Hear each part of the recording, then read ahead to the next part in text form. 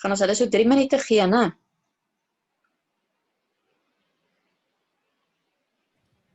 Wel, dit is tyd, so jy kan maar voortgaan, Marina.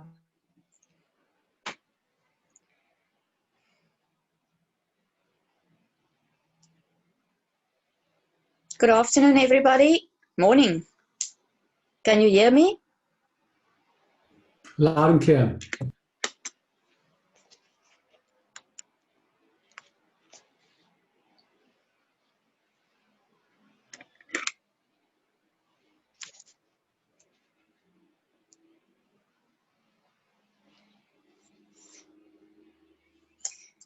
Right. What I've done is I've got a question here for you. There's a needle in there. Oh, jette, in there, not where. We have to find it. What are you going to do or to use?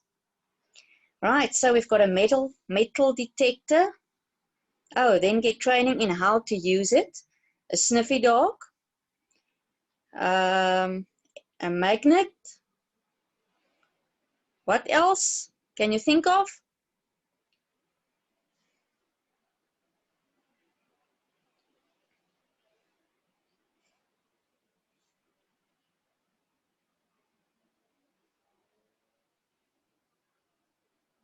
Can you all hear me? I just want to make sure.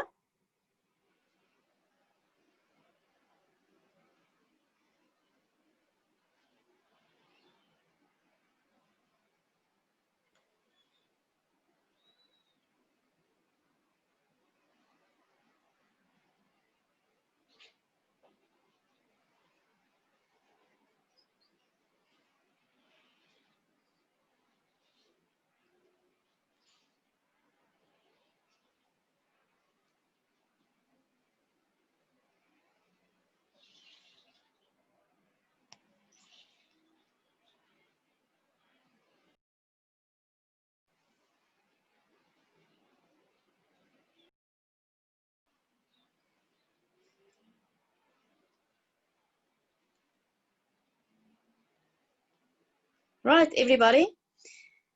Okay, let's see. Burn. Oh, wonderful. There we go. Right, there's no right or wrong in this picture. So you can use a metal detector, a magnet, you can burn it, you can jump in it, you can use a sniffing dog, you can blow it away, but all is going to take some time. So I'm going to leave the question there, and you can think of a quicker way actually to get that small little needle. Right. I first want to say hello to everybody. Thank you for attending. I do apologize for not doing the meeting the previous time. I was unfortunately off sick. Thank you for your patience. Then I also want to say a huge big thank you to Angelique for assisting me with the technical difficulties I've got here today. And that is an absolutely nightmare. I think I need to actually get some classes and get some training on it. Right, let's get into it. Angelique, if you can move off to the first section. Right, we had an EXCO meeting about 2-3 weeks ago, and one of the things was that Dr. Florence Bruns, who is a champion for the new CETA grant regulation that is in process. They don't ask us yet for any input, but ASDSA obviously wants to be proactive and put something together, as this got a huge impact on the skills development for STFs. Now, the discussion points that we've currently got so far, and we will definitely ask your input, and obviously we will give you more information as soon as we get to it, is the sectors should be able to determine their own grant.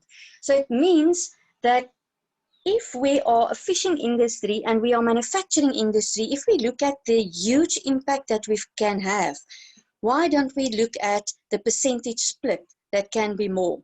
And then obviously also between large and versus SMEs. Previously, we had the whole thing about giving us a 3-year funding period, but we're still waiting on that information to come through. Then all enterprises, including national, provincial governments, should pay levy. Let's go back to the old system we had when we started this whole thing about the SETAs. All companies paid, so then all can benefit. Right, increased percentage of levy for QCTO to grow a footprint across provinces. At this current moment, they only pay the SETAs pay 0.5% to QCTO. That would be a wonderful proposal. Exempt employers that can prove that labor and employees sign off that they are developing their staff from the mandatory levy. Cross-subsidizing of, wonderful, thank you, Angelique, of funding across SETAs to support high employment potential sectors such as agriculture.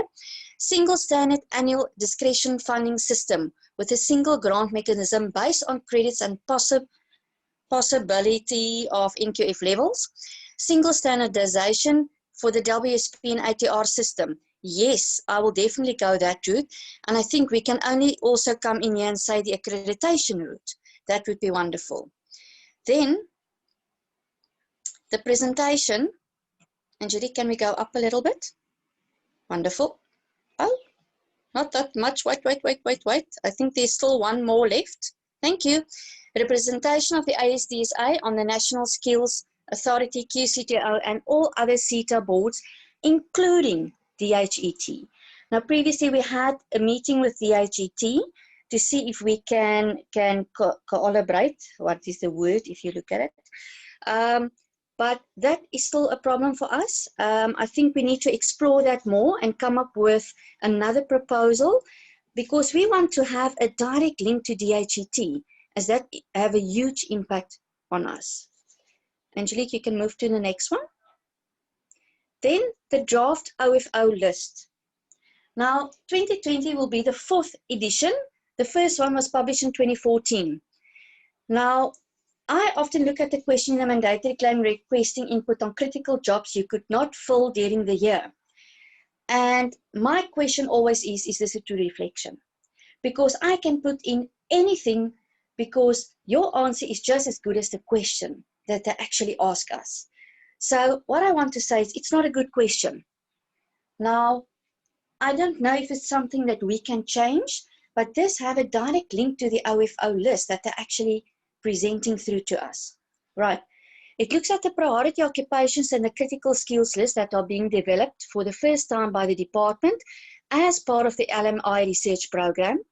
And the draft national list of occupations in high demand was published for the comments on the 17th of August.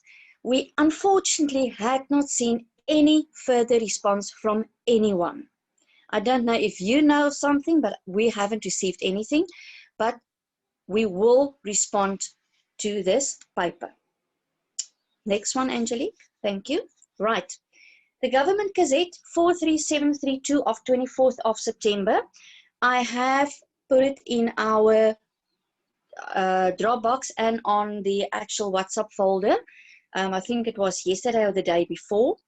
It's also for call for comments on the proposed occupational qualification for registration on qualification sub-framework for trades and occupations.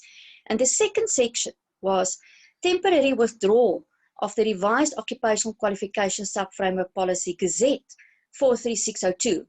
Now, in this document, they specified 9 occupations. So you can just have a look at it. We need to submit comments to them by the 21st of, or well, not the 21st, 21 days. And my suggestion would be, if you do have anything that you want to put in there or send through, please, you can send it through to me and we will submit then a document through to the person. Right. Before I go on there, I just want to give you a quick update. I don't know if you all know about the POPI Act, 1 July 2020. I am actually still waiting on a short, sweet summary that we can use and maybe that we can forward through to our clients. So I am working on it, and I will get back to you on that one. Then on the employment equity workshops, we know they said that we're going to have any workshop, or we're going to have workshops. There's no date yet set, but the online system is open. Then there was an APIT workshop on the 22nd of September. What I will do is I will share the recording and any other documents that I will receive. I will put that in Dropbox. Then I am busy looking at a professional body versus a trade association list that I will update, and I will also put that in Dropbox, because sometimes I think these associations are professional bodies, but they are actually trade unions. Then we are also looking at a SARS workshop with the tax rebates and the ETI. I look at a date for somewhere in October. So if you do have any suggestions, maybe you can let me know. Maybe in the middle of the month, in the middle of the week, between this time and that time. It should be about 2 hours, I think. The person will be from the Western Cape office, and I will sit down and I will look at the information that they will present. But I think it's critical for us going forward. The year's almost done. Right, then, if you can go down a little bit, Angelique. Another one. You can, sorry, go up, up. Oh goodness, it's up and not down. Hey, no. In the start of the document, just go up another one. Another one. There we go. All right. So what I've done is I've done a summary. Oh no, down again one. Oh, it might be a glitch in the system. I've done a summary on the gender-based violence for us. Now, if I look at this, often if I look at these documents, they are huge, and sometimes I have no clue what they're actually saying. So this is a working document. If you want to add something or information, or something is not clear, you can just put it for us there in the box. But what I will do is I will put it in Dropbox in a Word format, and then we can use this document as a guideline.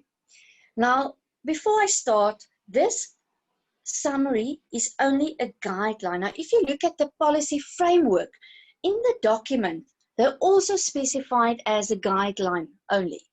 So, the scope to apply to register and legally operating private PSET institutions. Then the next one was purpose of the policy framework. Through the policy framework to address gender-based violence in the post-school education and training system, the department is creating an enabling environment for the eradication of gender-based violence while instilling respect, protect, promote, and fulfillment of human rights in the Bill of Rights, in the Constitution of the Republic of South Africa. Policy development process. Engagement took place with stakeholders in general. Now, it seems like it was over a period of 2 years. The structure of the policy framework, it's divided in 4 sections, namely the introduction, the conceptual framework, the strategic event, and the policy implementation strategy, and that includes the monitoring and the evaluation. Then, if you look at the next section, the framework, it has physical, sexual, emotional, psychological, as well as economic dimensions. These forms may vary across different societies and at our different historic points.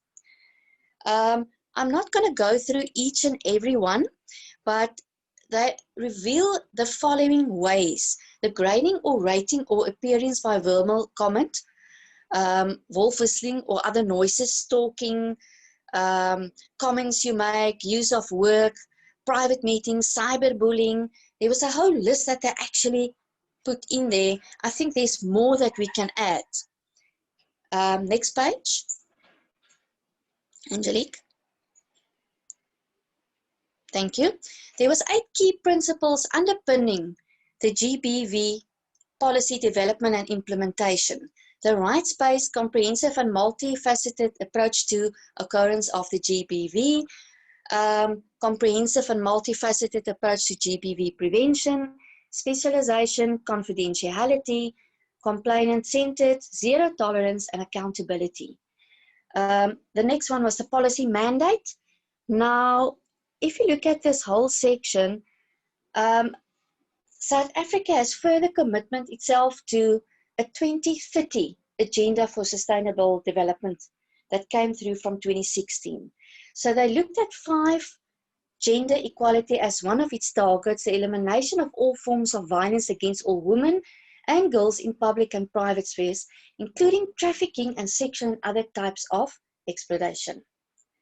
Now, the vision of this policy, I went through the vision, but if you look at the bottom, it's in red. It says, everyone has the right to live, study, and work freely and safely in the PZ institutions without any fear of sexual, gender-based intimidation, harassment, abuse, rape, or other forms of sexual, gender-based harm. So that is what the vision is for this policy. Now, the goals of this policy, there was a nice little photo that they've put in there. So they're looking at prevent programs, awareness programs, measuring the aim at preventing incidents. So the 3 things that they're looking at was prevention and awareness, support and assistance, and enabling the environment. So legislation and policies, norms, standards, guidelines, procedures, structures, mechanisms, accountability, monitoring and evaluation, and a budget. Then procedures for reporting, investigation, and resolution of complaints, comprehensive specialization, support, and other assistance of supervisors, and where possible, perpetrators. Then strategic objectives of the policy framework. There was 3, enabling to ensure effective implementation, actions, programs. It includes regulations, norms, standards, guidelines, and standardization procedures, structured engagements with other government departments, agencies, entities, and non-governmental organizations, institutional policies and implement, as well as accountability, monitoring, and evaluation. Number 2 was prevention and awareness, putting in place a comprehensive prevention and awareness program. Now, I don't know who's going to be the provider or associate providers for this. Then the 3rd one was support and assistance, provide support and assistance for each and every one. Then they had a theory in there. It basically only traces just one, there we. It traces the critical link between the GBV in the society and the PZ institutions. So they had the input, strategic objectives, outcomes, goals, and impact. So what I will do is I will also put this document in the Dropbox. Now, if you can go one section down, thank you. They looked at the sphere of the control. One down there, one up, sorry. One up again. Angelique, there we go. Sphere of influence and sphere of interest. So that was the 3 things that they're actually looking at. That was the link. Right, next page. Then they had another 3 objectives: enabling environment, prevention and awareness, and the support and the assistance. So what, if you look at the enabling environment, a special task team will report to the minister within 12 months on the extent and scope of the sexual offences in universities. They will advise the minister on addressing GBV. They provide guidelines for the department and PZ institutions. Number 2, within 18 months, the department will convene a GBV seminar and conference for all PZ institutions and stakeholders to identify national, regional, and institutional initiatives to create awareness to prevent GBV. Objective 3, but just to tell you also that there is no timeline that they've put through for these things. So it means that who's going to be really responsible, who's going to be on the task team, what is the criteria to be on the task team? If we say within 18 months, is it going to be within a year? Is it going to be 18 months? We need more clarity on it. Then Number 3, institutions will provide proper support and assistance to survivors and victims. They provide guidelines for the department and the PSEC institutions. So they gave us some sort of information that we can work with. Then the policy implementation. Creation of a system of accountability, governance of PSEC institution, management of PSEC institutions, and then institutional forums and committees. So it means that they will set up a couple of institutionalized forums and committees, and the main role is to advise the councils, and they will report twice a year. I assume it's to the minister. Then the national coordination, Transformation Managers Forum and Social Inclusive Forum will be established to address national issues and priorities and to share experience and expertise.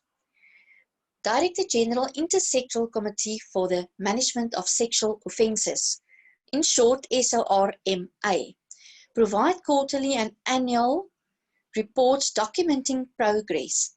It will be tabled at Parliament, and it will include developments, standards and guidelines, training, support, monitoring and evaluation. Commission of the Gender Equality to advance and promote and protect gender equality. The main functions include monitoring, evaluation policies and practices of government, the private sector and organizations, review policies and procedures and legislation.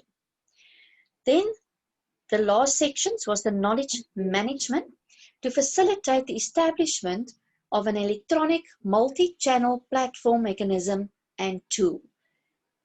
Funding strategy, the only thing was the budget was coming from the National Treasury, National Skills Fund and some donors. I don't know what the criteria is. We might ask and they might tell us. Advocacy, communication and dissemination plan. The students to complete a module. So it means that there is a module on this policy that they will complete and they will do an assessment on it. Awareness will be ongoing. Advocacy materials should be made available to each and everyone. Now that's not students, that's stakeholders, companies. So they will share the information and workshops to be conducted. Then monitoring and the evaluation. There's 2 levels being institutionalized and the national. Policy review, it will be reviewed each and every 5 years. The effective date, when they publish it. So that's in short what I could see on the gender-based violence. Is there any questions?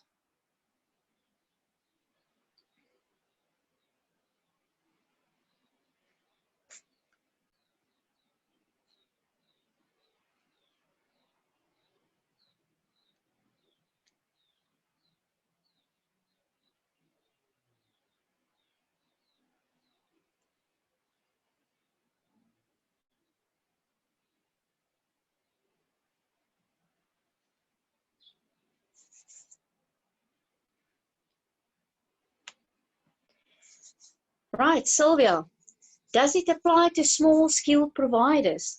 That is actually a good question because they basically only talk about universities in this document. So I also noted that they don't talk about any skilled providers, and that's a huge concern for me. Is there any other question? But I think, Sylvia, what we need to do is somewhere along the line, we need to maybe just do a document maybe on it with this, you know, share the information that we've got or received and send it through to them and see if we can get answers on it. Anybody else?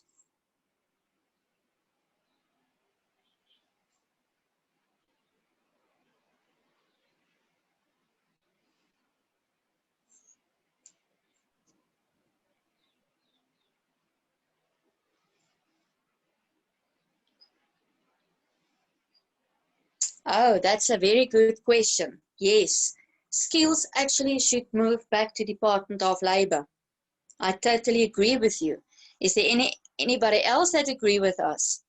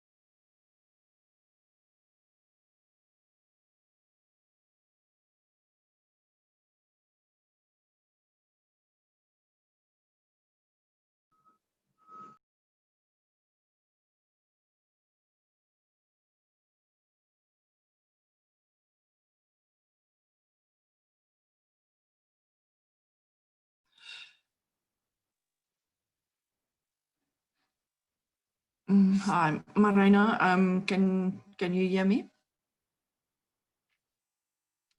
Yes, I can hear you. Okay, hi. I came in a little bit late, just trying to orientate myself. I came in while you were on, I think it was the last 4 or 5 pages of the document.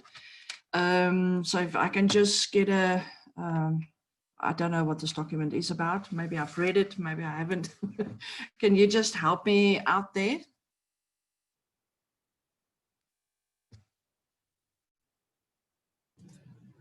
It's a document that Miranda put together for this meeting with everything that she wanted to say in this meeting. It's not a specific document that was collated by a body. It's Miranda's document for this meeting.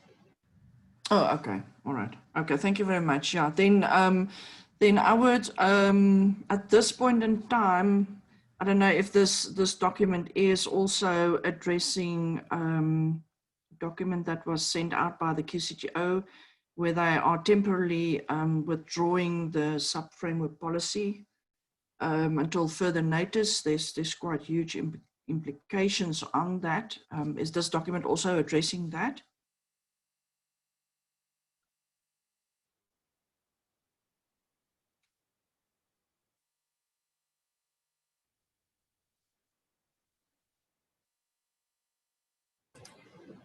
Marina, you moet yourself unmute.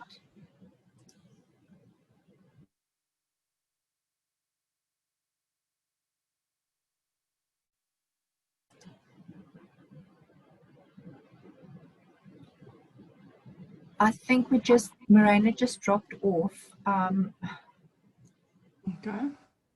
We'll just give her a second to come back on because she's on with her cell phone and her computer, and she does have a little bit of technical issues today, so we'll just give her a minute.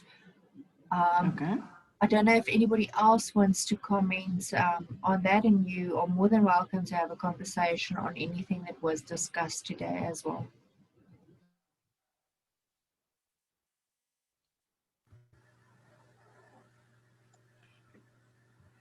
Hi, Angelique, can you hear me? Loud and clear, Sylvia. Okay, we're having a typical Zoom meeting. I'm not sure who was speaking, but just that question about what was withdrawn. I was totally confused as well. I found that very confusing. But when I saw what Miranda put up earlier at the start of this presentation, and maybe you can go back to and find that slide, where she put the government gazette number in, it seems to me not what I thought at all. I just need to get that off my screen. Hang on a sec. Go back higher. Yeah, it's where we see those two things. Go back, another one. I think it's another one. Wait, I'm going, this. You must go back. Here we are getting there. Yeah, this one. Yes. Now you see there, it says 1014, the OQSF policy, temporary withdrawal of the revised OQSF framework, policy gazette number that, published 2nd of March, but I think it's just referring to those positions. So it's only the Gazette that's referring to those positions that's been temporarily withdrawn. I may be wrong, but I only got to that understanding now when I saw what Miranda put up. I don't know if anybody else has a same or different understanding. Yeah, this is what I'm also referring to.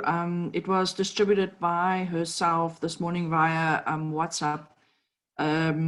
Or even yesterday, it could have been yesterday, but I only saw it this morning. If we can just discuss this a little bit, I'm not sure exactly whether this is the forum or whether there are interest amongst the rest of the attendees to just pull this a little bit apart or unpack it is a better word, and so that we can look at that. So what I'm seeing is, first of all, there's a list of new qualification occupational curriculums that's been open for public comment, and that is listed. That is what is listed there. That is not the policy sub-framework though. It is listed, it's open for public comment. And so yeah, you might be right, Sylvia, that these are, this might be part of that sub-framework. I am also aware of a sub-framework policy and a new revised sub-framework policy that was distributed around about November, December last year. And then immediately thereafter, obviously this, they spoke in that sub-framework about certificates from a level 6 upwards will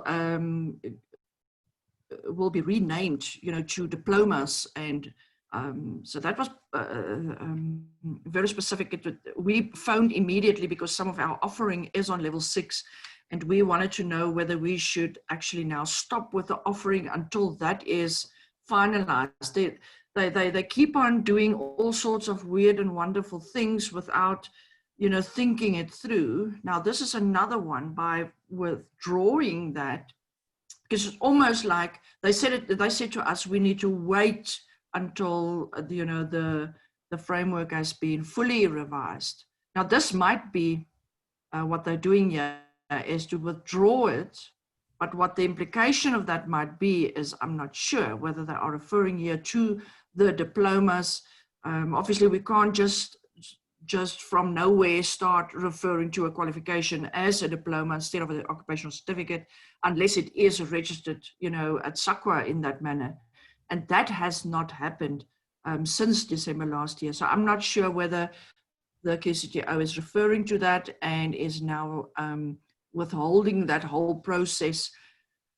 I am aware that they were busy with site visits at various professional bodies, and whereby they had a standard comment to quite a number of professional bodies that ended, you know, in the same manner. And it's almost like people from the SAQA that was visiting the professional bodies, did an audit, had standard feedback to provide. So they provided standard feedback to a number of professional bodies. And I know that the professional bodies are at this stage making, you know, quite a lot of noise with regards to SAQA, and also asking themselves whether they should remain with SAQA or start moving over to ISO standards, you know, for the lack of a better reasoning around what SAQA is currently doing. I'm in person, I'm bringing this up, I'm highlighting this. I am looking for a platform where we can actually, you know, unpack a couple of things that's happening in the country in terms of skills development. It's a big concern. The fact that private providers are being ignored and not being pulled into processes and structures.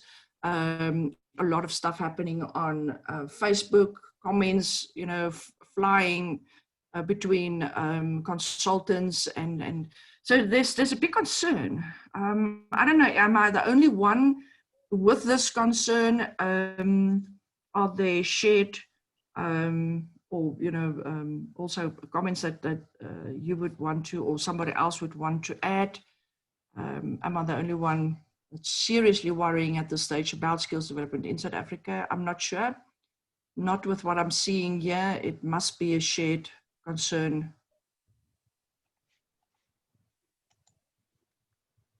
Hi, I'm not sure who I'm speaking to. What is your name? Oh, sorry, it's Marlene Burden. Hi, Madeleine. On Skills Universe, I think there's a number of people there that would agree with everything that you've said, with very, very similar issues. And I was particularly concerned last week. Today's Tuesday, so it must have been, I don't know, Wednesday or Thursday last week. I can't remember exactly.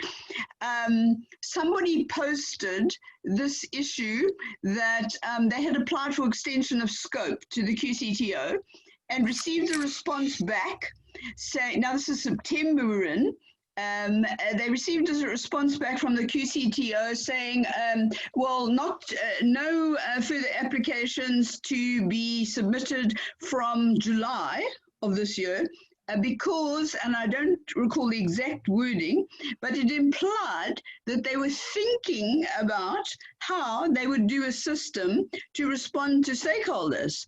And I expressed my opinion of that, you can imagine.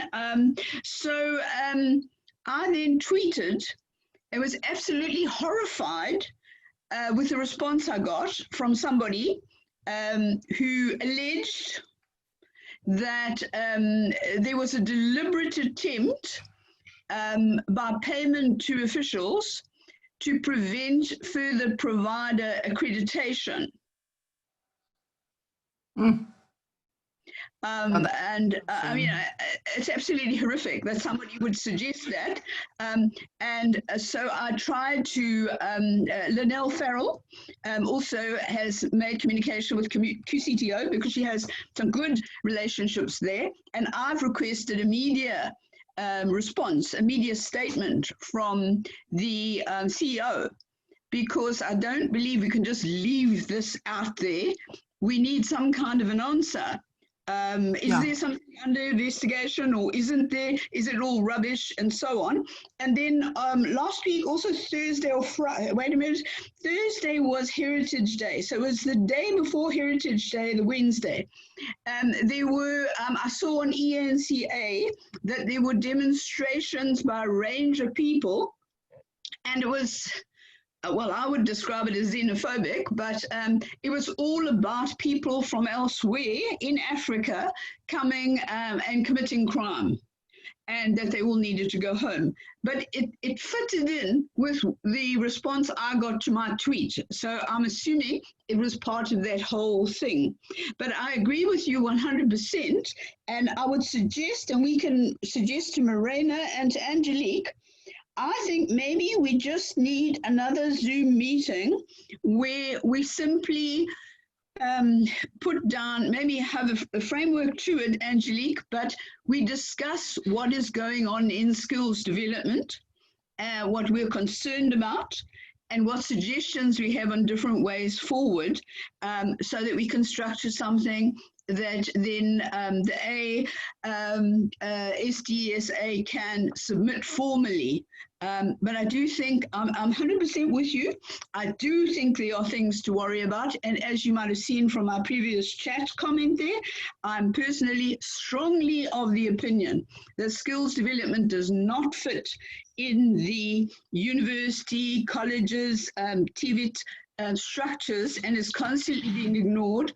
And the evidence is in the DHET documents themselves, and also in the minister's presentation to the parliamentary committee, where there's pages and pages on all of those structures and a few sentences on skills development. So anyway, that's where I stand. I will put it to Morena. I'm sure she'll be happy to have another meeting, especially because of today. I just spoke to her as well. She had a drop in internet, so everything just bombed out by her. She's trying to reconnect, but she's struggling. Okay, thank you for that. If I could just to add on to what you're saying, Sylvia, thank you very much. I don't feel alone anymore. It's almost like we are in a stage where we are waking up from a deep sleep after lockdown, and now we are reaching out and we're trying to find answers, which is absolutely normal for any human being. So so from where I'm sitting, I'm providing a skills development facilitation service to a number of companies representing a number of SETAs. And that was absolutely the very first thing that I started to do, and that is to try to pick up the lines which absolutely went quiet during lockdown. There was here and there was communication from a SETA on a, you know, so by the way type of approach.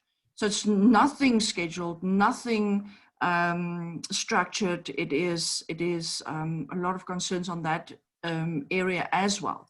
So we don't know what the effect of the 4 months of the skills development levy holiday is having on the SETAs.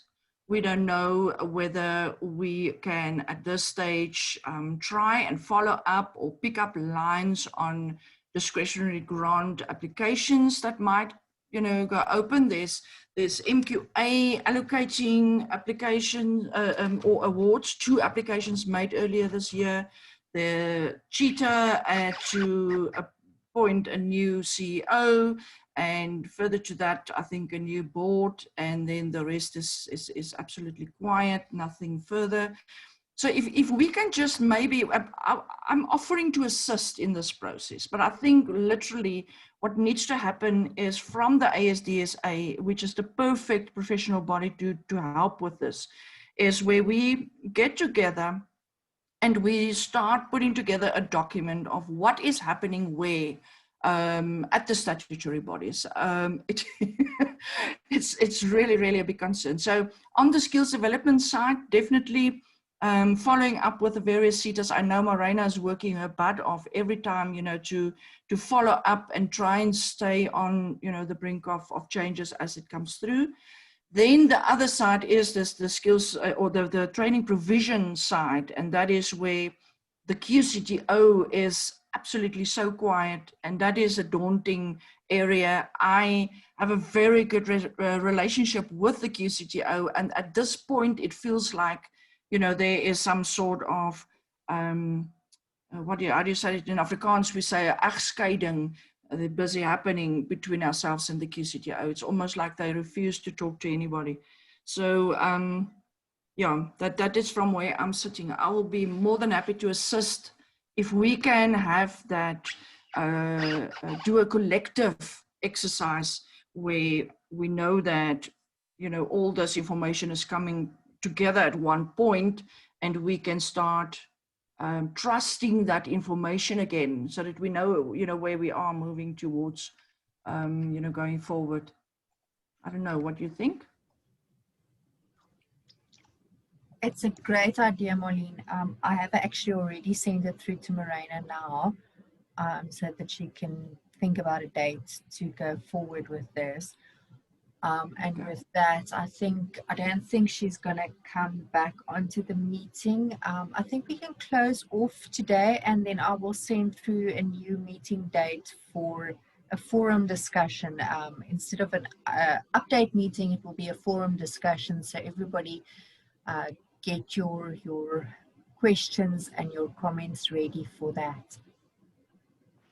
Angelique, thank you very much. I'm fully on board with everything you've said there. Thank you very much. May I just suggest that you do send out this recording, because it's full of Gazette numbers and dates and so on, and it would be really useful for us to be able, before we speak to each other again, for us all to go and read 1,000 Gazettes, you know, preferably with a large Scotch or bottle of wine to hand, you know.